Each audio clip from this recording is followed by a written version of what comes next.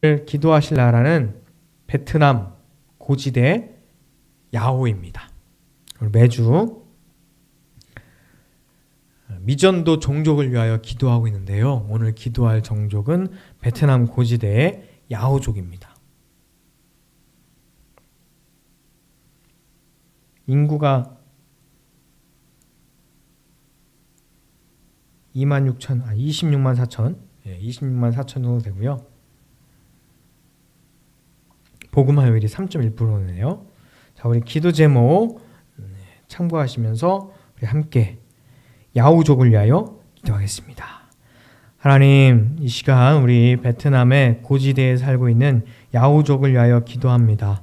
하나님, 복음이 자유롭게 선포될 수 있도록 베트남의 문이 기독교를 향해서 활짝 열리도록 주님 도와주시옵소서. 여러 선교 단체들과 교회들이 베트남의 고지대 야오족을 입양하고 복음화하고 또 그런 사역에 도전을 받도록 주님 도와주시옵소서. 고지대 야오족 지도자들이 먼저 구원을 받고 복음을 담대히 선포할 수 있도록 주님 기도합니다. 영화 예수와 기독교 방송이 미애너어로 제공될 수 있도록 주님 역사하여 주시고 고지대 야오족 소수 기독교인들이 동족들에게 복음을 전할 수 있도록 주님 도와주시옵소서. 이 귀한 야오족 영혼들에게 꿈과 환상을 통하여 하나님 전할 수 있도록 도와주시고 고지대 야오족을 묶고 있는 영적 권세 잡은 사단의 세력들을 주님께서 파하여 주시옵소서. 고지대 야오족 가운데 견고한 지역교회가 세워질 수 있도록 주님 역사해 주시옵소서.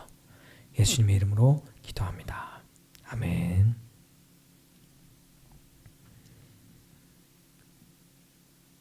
네, 오늘 보실 말씀은 요한복음 3장 1절에서 17절 말씀입니다. 오늘 보실 말씀은 요한복음 3장 1절에서 17절 말씀입니다.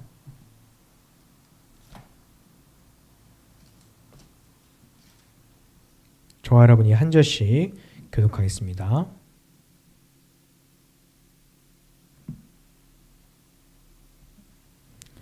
그런데 바리새인 중에 니고데모라 하는 사람이 있으니 유대인의 지도자라.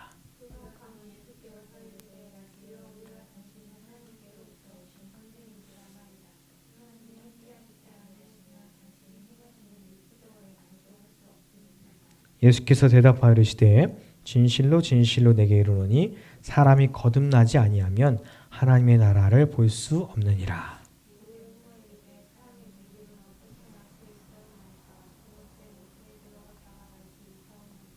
예수께서 대답하시되 진실로 진실로 내게 이르노니 사람이 물과 성령으로 나지 아니하면 하나님의 나라에 들어갈 수 없느니라. 내가 내게 거듭나야 하겠다 하는 말을 놀랍게 여기지 말라.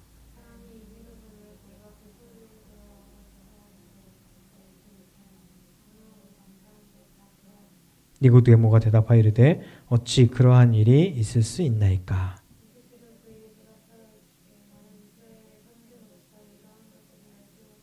진실로 진실로 내게 이르노니 우리는 아는 것을 말하고 본 것을 증언하노라. 그러나 너희가 우리의 증언을 받지 아니하는도다.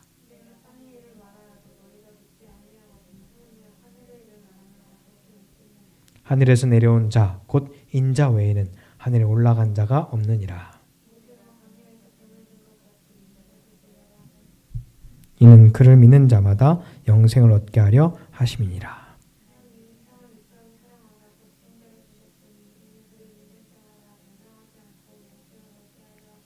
함께 하겠습니다.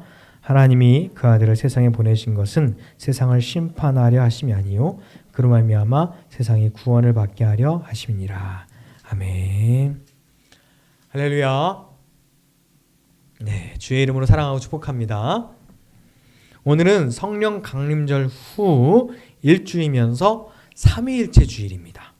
성경에서 직접적으로 삼위일체 이론에 대해서 말씀하신 적은 없어요. 예수님도 그렇고요. 성부, 성자, 성령의 관계와 속성에 대해서 이야기하신 적은 있지만 삼위일체는 이렇다라고 설명한 적은 없거든요. 왜냐하면 나중에 교회 역사 가운데 기독론, 예수님은 어떤 분이신가 라고 하는 것을 설명하고 하나님과의 관계, 그러다가 나중에 이제 성령의 역할을 이야기하면서 삼위일체 이론을 정립한 거니까요. 나중에 생긴 거죠, 이 이론이라는 게. 그런데 오늘 본문에 성부 하나님, 성자 예수님, 그리고 성령님이 함께 등장하기 때문에 보통 삼위일체 주일에 많이 읽혀집니다. 오늘 말씀 선포를 통해서 삼위일체 이론을 제가 특별히 설명하려고 하진 않을 거예요. 왜냐하면 오늘 본문이 그 이론을 설명하려고 하는 건 아니기 때문이죠. 오늘 말씀의 핵심은 따로 있기 때문입니다. 자, 여러분 빵집에 왜 들어가죠? 빵집에 가가지고 쿠폰을 쓰거나 그 적립하거나 그런 사람도 있어요. 근데 주 목적은 빵을 사기 위해서죠. 회사에 왜 가죠? 일하러 가죠. 서점에 왜 가죠? 책을 사러 가죠. 그냥 가지 않습니다. 다 가는 목적이 있어요. 이유가 있어요. 그렇다면 오늘 요한이 오늘 본문을 통해서 우리에게 뭘 말하고 싶었을까요? 결론부터 말하자면요. 17절 이 말씀이 결론이에요. 하나님께서 아들 예수님을 세상에 보내신 이유 알려주고 있어요. 왜 보내셨을까요? 17절 같이 읽겠습니다. 하나님이 그 아들을 세상에 보내신 것은 세상을 심판하려 하심이 아니요 그로 말미암아 세상이 구원을 받게 하려 하심이라. 아멘. 자, 뭔가 특별하신 분이 자기들이 사는 세상에 나타나셨어요. 그가 하는 행동이나 그가 하는 말을 보면 이거 보통 사람이 아닌 것 같아요. 우리 주위에서 흔히 보던 사람은 아닌 것 같아요. 그냥 우리가 보던 조금 훌륭한 사람 정도의 수준은 아닌 것 같다라고 사람들이 알고 느끼기 시작한 거죠. 그 중에 어떤 사람이 있었냐면 바리새인이라고 하는 사람들 중에 니고데모라고 하는 사람이 예수님에 대해서 관심도 갖게 되고 뭔가 특별한 분이다라고 인정도 하게 되면서 예수님을 찾아와서 예수님께 묻기 시작합니다. 자, 우리 교회 다니는 사람들에게는 보통 바리새인들에 대한 부정적인 이미지가 있어요. 그러나 그들은 원래 의도는 성경대로 살고자 엄청 노력하고 성경을 열심히 공부했던 사람들이에요. 그러다 보니까 좀 지나쳐서 문자에 치우치고 규칙에 치우치고 형식에 치우쳐서 조금 문제가 됐을 뿐이지 정말 하나님에 대한 열심과 말씀에 대한 사랑은 뜨거웠던 사람들이거든요. 그들 가운데 오늘 니고데모가 예수님의 말씀을 듣고 예수님의 행동을 보며 예수님의 소문을 듣자 하니까 그분하고 정말 이야기를 하고 싶었던 거예요. 그래서 오늘 밤에 예수님을 찾아와서 예수님께 대화를 시도합니다. 뭐라고 하죠? 하나님께로부터 오신 선생님이라고 예수님을 이야기합니다. 왜 그럴까요? 왜 그렇게 얘기했죠? 자, 2절 말씀 보면 하나님이 함께 하시지 아니하면 당신 행하시는 이 표적을 아무도 할 수 없습니다. 이렇게 얘기를 해요. 자, 그 말에 예수님께서 대답을 하시는데 이렇게 대답하십니다. 진실로 진실로 내게 이르노니 사람이 거듭나지 아니하면 하나님의 나라를 볼 수 없느니라. 아멘. 자, 한글로는 분명히 거듭나지 아니하면 이렇게 이제 번역되어 있기 때문에 흔히 우리 교회에서도 많이 거듭난다라고 하는 말을 많이 해요. 그런데 원어에 보면 거듭난다라고 하는 말보다는 위로부터 난다라고 하는 말이 정확합니다. 그런데도 니고데모는 예수님의 이 말씀을 듣고 어떻게 사람이 다시 태어날 수 있어요? 이렇게 묻는 거예요. 아니, 요만한 아기도 나오기가 힘든데, 엄마한테 나오기가 그렇게 힘든데, 이만한 아기가 이렇게 커가지고 또 나이가 먹어갖고 어떻게 다시 엄마한테 갔다가 다시 태어나느냐? 가능합니까? 그게 어떻게 됩니까? 이렇게 묻는 거죠. 굉장히 인간적인 수준의 질문이고 물리적인 질문이며 우리 수준의 질문인 거죠.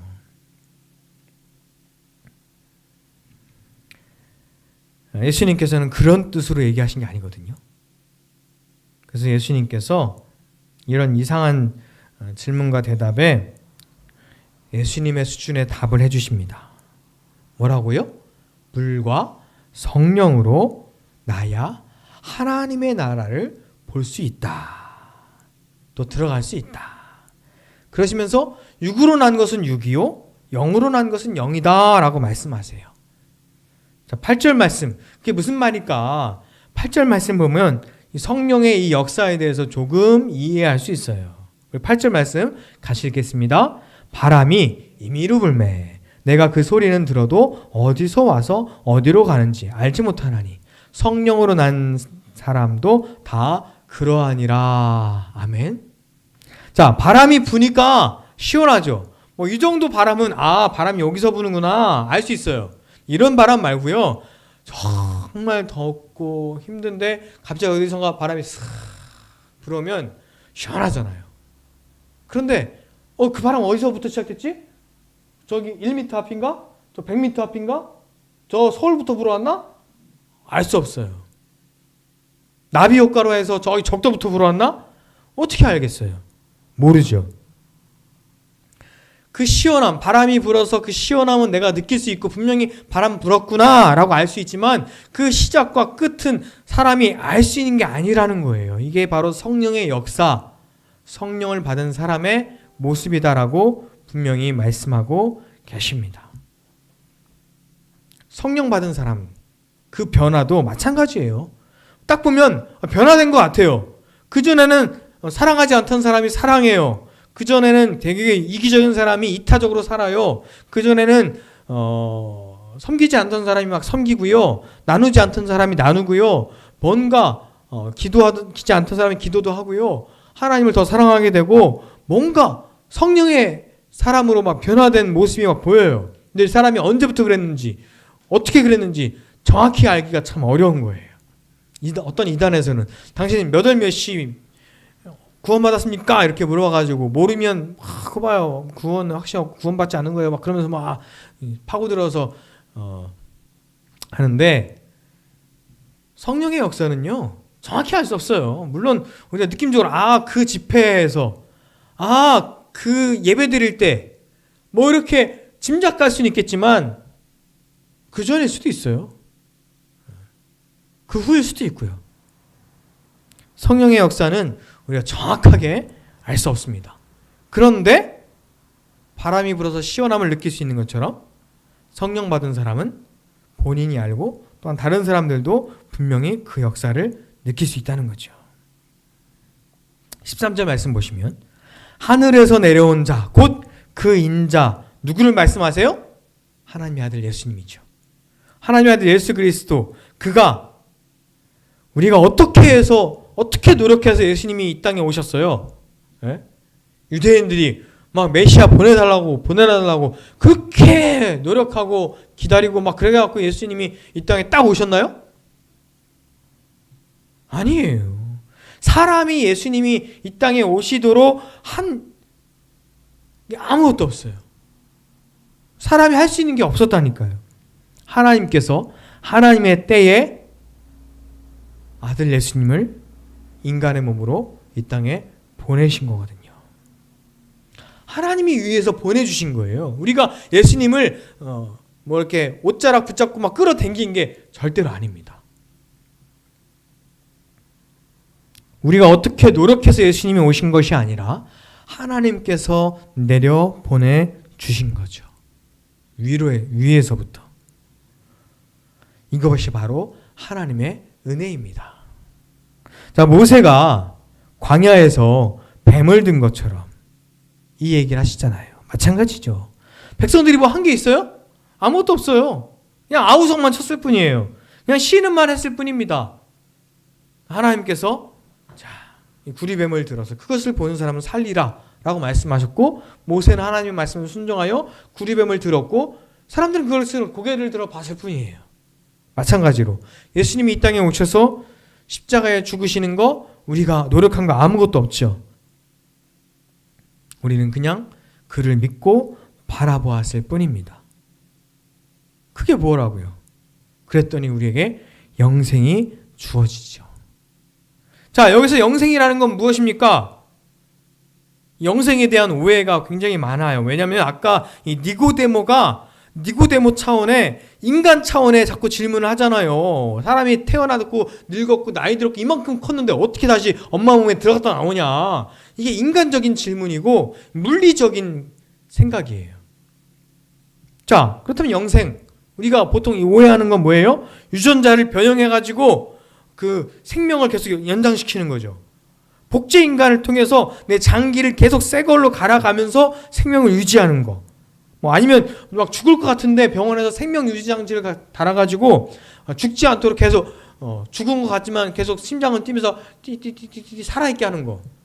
죽은 것 같지만 살아있게 하는 거. 뭐 이렇게 해서 연명하는 거. 아니면 죽기 직전에 냉동인간으로 딱 보관했다가 나중에 의학이 발전하면 다시 끄집어내갖고 그 병을 고치고 뭐 이렇게 하는, 뭐 그렇게 지금 냉동인간으로 보관되는 사람들도 있잖아요. 뭐 이런 여러 가지 사례들을 통해서 내가 생물학적으로 죽지 않고 내 생명을 100년, 200년 연장시켜갖고 오래오래 살아야지. 이게 아까 니고데모가 했던 오해하고 똑같은 오해인 거예요. 자, 한번 생각해 보세요. 제가 45명을 한 번에 여기서 서울까지 옮길 수 있을까요? 45명은 고사하고 한 명도 여기서 제가 100m도 업어서 옮기기 힘듭니다. 전 약하기 때문이에요. 인간의 힘은 한계가 있기 때문입니다. 그럼 어떻게 할 수 있을까요? 이렇게 하면 되죠. 45인승 버스를 제가 운전하고 사람들을 거기에 태워서 데려가면 한 번에 제가 45명을 옮길 수 있는 거예요. 그렇죠?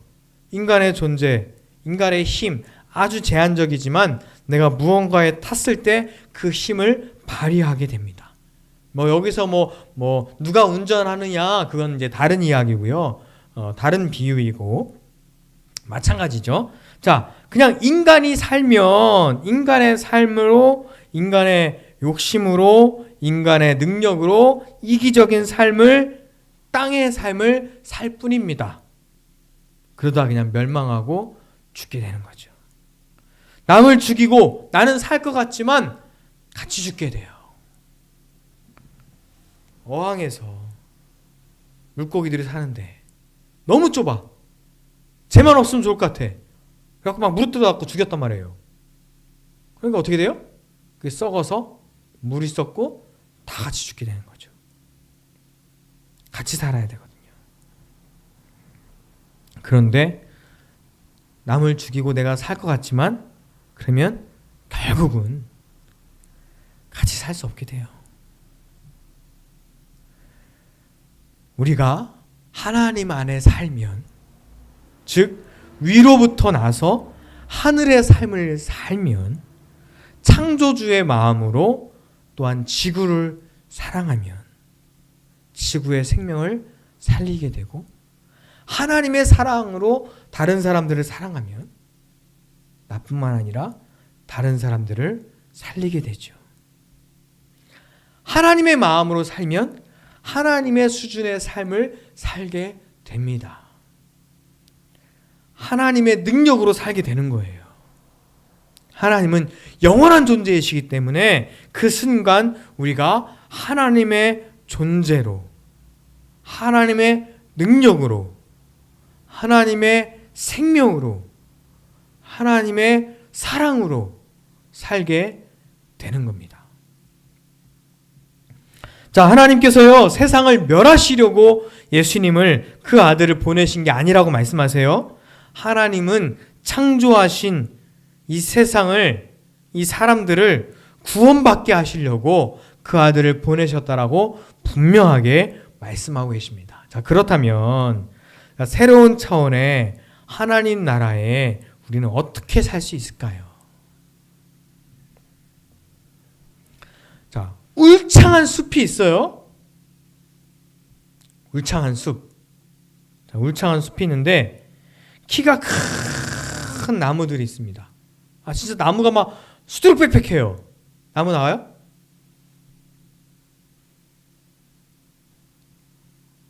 네. 근데 그 생명의 근원은 위에서 보면 잘 몰라요. 그냥 나무만 있는 것 같아. 큰 나무만 있는 것 같아요. 그런데 이 나무들의 뿌리는 땅으로 우산살이 뻗어 있듯이 막 뻗어 있죠. 근데 그 아래를 보면요, 쓰러진 나무들이 있습니다. 누워있는 나무들이 있어요. 이 누워있는 나무, 쓰러져 있는 나무가 흙으로, 먼지로 분해될 때까지 땅에 누워있는 나무들, 그 나무들을 통해서 어떤 일들이 일어나죠?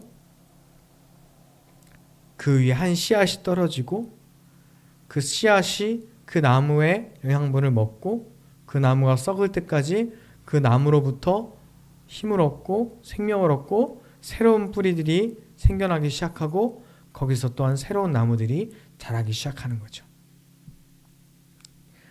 우산살같이 뻗어있는 그 뿌리를 지닌 이 나무의 기원과 실체를 겉에서 볼 때는 잘 모를 수 있지만 새로운 눈으로, 새로운 진리로 바라보면 그 근원을 알 수 있어요.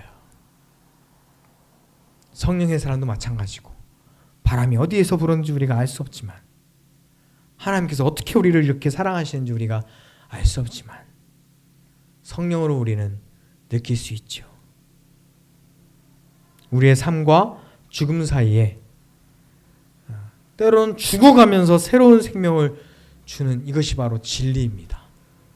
십자가의 능력이 우리에게 생명이 되는 것이 바로 진리이죠. 그 나무가 쓰러진 것 같지만, 분해되는 것 같지만, 썩어지는 것 같지만 더 많은 생명을 태어나게 하는 것처럼요. 한 알의 밀이 떨어져서 죽어가는 것 같지만 그것이 또한 새로운 생명을 주는 것처럼 하나님의 아들 예수 그리스도께서 십자가에 죽으실 때 그냥 죽는 것 같았지만 지금도 그 죽음이 나와 무슨 상관이 있냐고 라고 말하는 사람들이 세상에 참 많이 있지만 그 죽음이 우리에게 새로운 생명을 주는 줄 믿으시기 바랍니다. 하나님의 세상 속에서 그 사랑에 대한 믿음을 가지고 살 때 우리는 영원한 생명을 가지고 그 생명을 누리며 살게 돼요.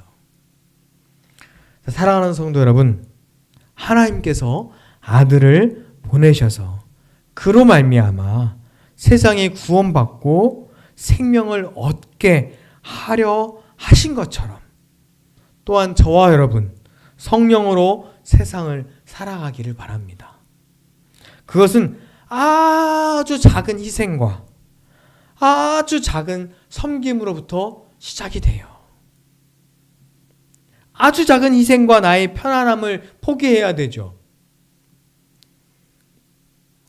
커피숍에 갈 때 아주 작은 희생, 그냥 가서 종이컵에 사올 수도 있지만 텀블러를 가져가는 아주 작은 희생, 귀찮거든요.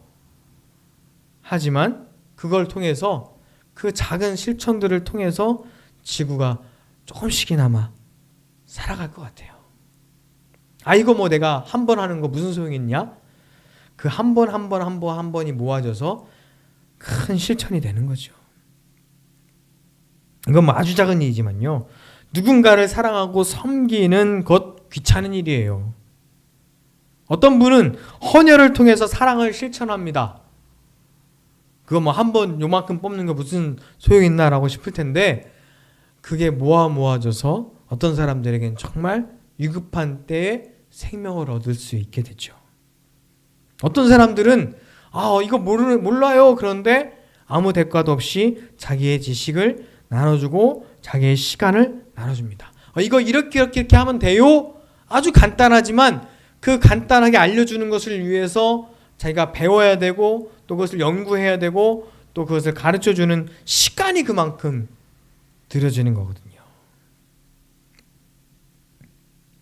섬기고 사랑하고 희생하는 것은요, 내 시간을 줘야 되고 내 노력을 줘야 되고 내 무언가 혹은 때로는 건강을 줘야 되고 어떤 사람들은 자기 생명을 나눠주는 사람도 있죠. 우리는 하나님의 가장 귀한 아들 예수 그리스도를 받았습니다. 예수님의 생명을 받았어요.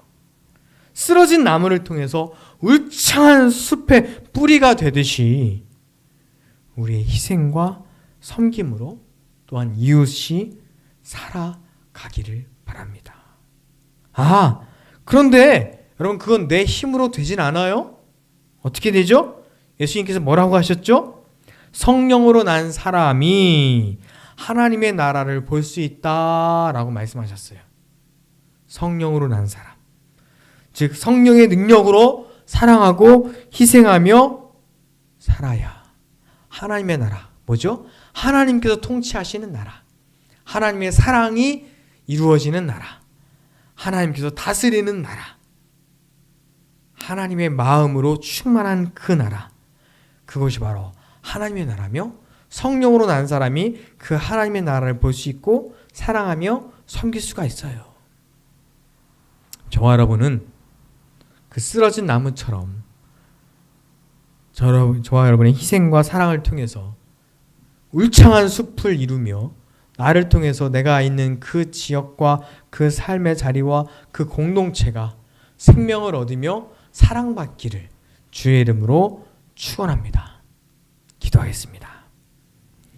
사랑과 은혜 하나님 감사합니다. 울창한 숲이 그냥 울창한 숲 같고 빽빽하게 잘 서 있는 나무들만 있는 것 같지만 그 뿌리에, 그 땅에 쓰러져 나무들이, 넘어져 있는 나무들이, 썩어가는 그 나무들이 있는 것을 알게 됩니다.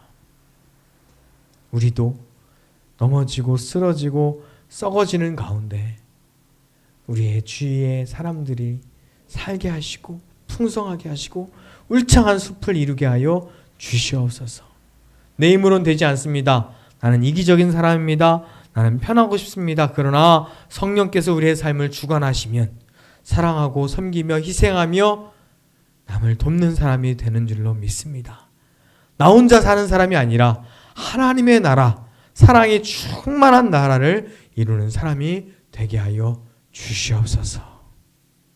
쓰러진 나무를 통해서 울창한 숲이 이루어지는 것처럼, 땅에 떨어진 하나의 미랄을 통해서 생명을 얻어지는 것처럼 우리의 사랑과 희생을 통해서 예수 그리스도의 그 복음이 전파되게 하시고 하나님의 나라가 충만하게 하여 주시옵소서. 예수님의 이름으로 기도합니다. 아멘. 우리 찬양하시며 준비하신 예물 봉헌하겠습니다. 따스한 성령님,